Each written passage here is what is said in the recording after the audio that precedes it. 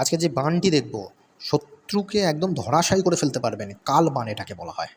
মানে শত্রু যেভাবে হোক, মানে প্রেতের আন্ডারেও চলে যেতে পারে, কিংবা আপনার ইষ্টদেবী যিনি আছে তিনি এই শত্রুকে শেষ করে দেবে। নাহলে শত্রু ধীরে ধীরে কষ্ট পেয়ে পেয়ে মরবে, মানে তার নিদারুণ কষ্ট।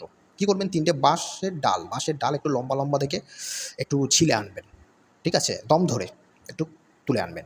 একটা মাটির উনুন তৈরি করবেন, তাতে একটা মাটির হাঁড়ি বসাবেন, ওতে একটু শ্বেত সর্ষে দিয়ে দেবেন এবং আগুন জ্বালিয়ে দেবেন। এবং ওই যে উনুনটা রয়েছে ওই উনুনের মধ্যে একটু তেল সিঁদুর গোলা একটু 3টে ফোঁটা করে দেবেন। দেওয়ার পর এই শ্বেত সর্ষে দিয়ে ওই 3টে বাঁশ ডাল দিয়ে সর্ষে নাড়াবেন।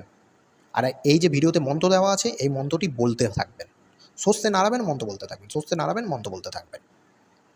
এটা মোট 108 বার করতে হবে। আর ওই হাঁড়িটা শেষে কী করবেন, যখন সর্ষেগুলো পুড়ে যাবে, শত্রুর বাড়ির সীমানার মধ্যে হয় ফেলে দিয়ে আসবেন, নাহলে শ্মশানে উপুর করে ফেলে দিয়ে চলে আসবেন। নিশ্চিতভাবে শত্রুর ওপর সর্ষে চালান কালবান চলে যাবে।